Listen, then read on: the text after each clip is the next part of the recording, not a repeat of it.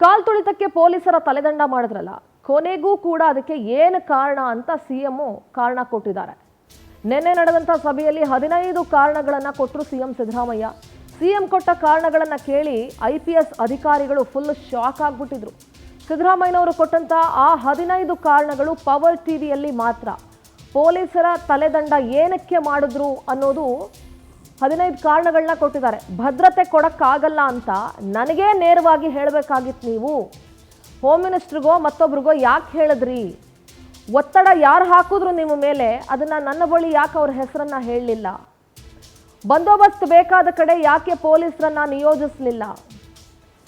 4 ಜನ ಬರ್ತಾ ಇದ್ರು ಕೂಡ ನೋಡಿ, 4ನೇ ಕಾರಣ, ಜನ ಬರ್ತಾ ಇದ್ರು ಕೂಡ ಯಾಕೆ ನೀವು ಮುಂಜಾಗ್ರತಾ ಕ್ರಮವನ್ನ ಕೈಗೊಳ್ಳಲಿಲ್ಲ? ಇದೆಲ್ಲವೂ ಕೂಡ ಮುಖ್ಯಮಂತ್ರಿಗಳು ಕೊಡ್ತಾ ಇರುವಂತಹ ಕಾರಣ. ಏನಕ್ಕೆ ಪೊಲೀಸರನ್ನ ಸಸ್ಪೆಂಡ್ ಮಾಡಿದ್ವಿ ಅಂತ 4ನೇ ಕಾರಣ. ಜನ ಅಷ್ಟೊಂದು ಜನ ಬರ್ತಿದ್ರು, ಯಾಕೆ ಮುಂಜಾಗ್ರತಾ ಕ್ರಮ ಕೈಗೊಳ್ಳಿಲ್ಲ? ಇನ್ನು 5ನೇ ಕಾರಣ, ಹೆಚ್ಚಿನ ಪೊಲೀಸರನ್ನ ನಿಯೋಜನೆ ಯಾಕೆ ಮಾಡ್ಕೊಳ್ಳಿಲ್ಲ? ನೀವು ನಿಮ್ಮ ಕೈಯಲ್ಲಿ ಭದ್ರತೆ ಕೊಡೋಕ್ಕಾಗಿಲ್ಲ ಅಂದಮೇಲೆ ಹೆಚ್ಚಿನ ಸಂಖ್ಯೆಯಲ್ಲಿ ಪೊಲೀಸರ ನಿಯೋಜನೆ ಮಾಡಬೇಕಾಗಿತ್ತು, ಯಾಕೆ ಮಾಡಲಿಲ್ಲ ಅನ್ನೋದು 5ನೇ ಕಾರಣ. 6ನೇದು, ನಗರ ಪೊಲೀಸರು ಮತ್ತೆ ಗುಪ್ತಚರ ಇಲಾಖೆ ಮೊದಲೇ ಮಾಹಿತಿ ಯಾಕೆ ಕೊಡಲಿಲ್ಲ? ಇಂಟೆಲಿಜೆನ್ಸ್ ಏನು ಸತ್ತೋಗಿತ್ತಾ ಅಂತ ಕೇಳ್ತಾ ಇದ್ರು ಮುಖ್ಯಮಂತ್ರಿಗಳು. ಅದು ಅವ್ರ ಕೈಯಲ್ಲೇ ಇದೆ, ಆ ಡಿಪಾರ್ಟ್ಮೆಂಟು ಸಿಎಂ ಕೈಯಲ್ಲೇ. ಇನ್ನು 7ನೇ ಕಾರಣ, KSRP ರಿಸರ್ವ್ ಪೊಲೀಸ್ ತುಕಡಿಯನ್ನು ಯಾಕೆ ಕರೆಸ್ಕೊಳ್ಳಿಲ್ಲ ನೀವು? ಅವರಿದ್ರೂ ಕೂಡ ನೀವು ಯಾಕೆ ಅವರನ್ನ ಬಳಸ್ಕೊಳ್ಳಿಲ್ಲ ಅಂತ. 8ನೇದು, ಮೆಟ್ರೋದಲ್ಲಿ ಜನ ಬರ್ತಾ ಇದ್ರು, ಅಧಿಕಾರಿಗಳ ಜೊತೆ ನೀವು ಯಾಕೆ ಚರ್ಚೆ ಮಾಡಲಿಲ್ಲ? 9ನೇದು, ಇಷ್ಟೆಲ್ಲ ಆಗಿದ್ರು ಸ್ಥಳಕ್ಕೆ ಬರದೆ ಕೇವಲ ರಿವ್ಯೂ ಸಭೆ ಮಾಡಿದ್ದು ಸರಿನಾ? 10ನೇದು, ಯಾರಾದರೂ ನಿಮ್ಮನ್ನು ಕಟ್ಟು ಹಾಕಿದ್ರಾ? ಹಂಗೇನಾದ್ರೂ ಯಾರು? 11ನೇದು, ಸ್ಟೇಡಿಯಂ ಅವರು ಹೇಳಿದ್ರು ಕೂಡ ಯಾಕೆ ಭದ್ರತೆಯನ್ನು ನಿಯೋಜನೆ ಮಾಡಲಿಲ್ಲ?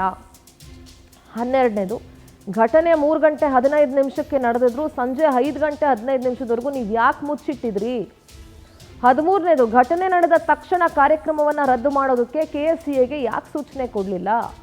14ನೇದು, ಕೇಳಿದಷ್ಟು ಪಾಸ್ ಕೊಡಲಿಲ್ಲ ಅನ್ನೋ ಅಸಮಾಧಾನ ಏನಾದರೂ ನಿಮ್ಮ ಇಲಾಖೆಗಿತ್ತಾ ಅಂತ. 15ನೇದು, IPS ವರ್ಸಸ್ IPS ಹಾಗೂ IAS ವರ್ಸಸ್ IPS ಗಲಾಟೆಗೆ 10 ಮಂದಿ ಬಲಿಯಾದ್ರು ಅನ್ನೋದು ಇಲ್ಲಿ ಪ್ರಮುಖ ವಿಚಾರ.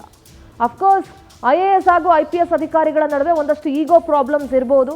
ಆ ಈಗೋ ಪ್ರಾಬ್ಲಮ್ಸ್ ಇಂದನೂ ಇಂಥ ಒಂದು ಮಿಸ್ಕಮ್ಯುನಿಕೇಷನ್ಸ್ ಆಗಿರ್ಬೋದು.